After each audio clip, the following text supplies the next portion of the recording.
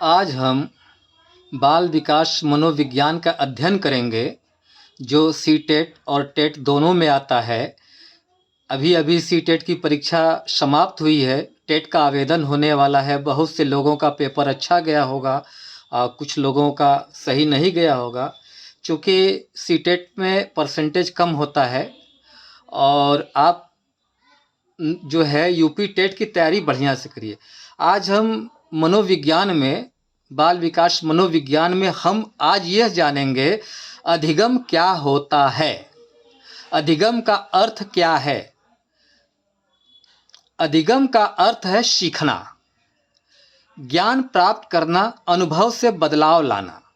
सीखना जो एक सतत और जीवन भर चलने वाली प्रक्रिया है, जिसके द्वारा व्यक्ति अनुभव, अभ्यास और प्रशिक्षण के द्वारा अपने व्यवहार और ज्ञान कौशल में स्थायी परिवर्तन लाता है, जिससे वह वातावरण के साथ बेहतर समायोजन कर पाता है और मानसिक व व्यक्तिगत विकास करता है।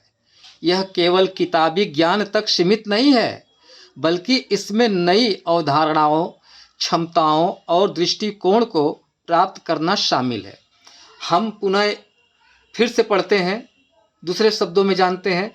मनुष्य जन्म के उपरांत ही सीखना प्रारंभ करता है। जब मनुष्य का जन्म होता है तो उसके बाद ही वह सीखना प्रारंभ करता है और जीवन भर कुछ न कुछ सीखता रहता है। वो जब तक जिंदा रहता है, धरती पे रहता है, जीवन पर्यंत वह कुछ न कुछ सीखता रहता है। धीरे धीरे वह अपने को वातावरण से समायोजित करने का प्रयत्न करता है। इस समायोजन के दौरान वह अपने अनुभवों से अधिक लाभ उठाने का प्रयास करता है। जिस व्यक्ति में सीखने की जितनी अधिक शक्ति होती है, उतना ही उसके जीवन का विकास होता है। बहुत से लोगों का सीखने की प्रक्रिया तेज होती है और बहुत से लोगों का सीखने की प्रक्रिया थोड़ा धीमा होती है, लेकिन जो निरंतर प्रयास करता है वो सीखता अवश्य है। सीखने की प्रक्रिया में व्यक्ति अनेक क्रियाएं एवं उपक्रियाएं करता है, अतः सीखना किसी स्थिति के प्रति सक्रिय प्रतिक्रिया है। जैसे हम उदाहरण स्वरूप यह समझते हैं, जैसे छोटे बालक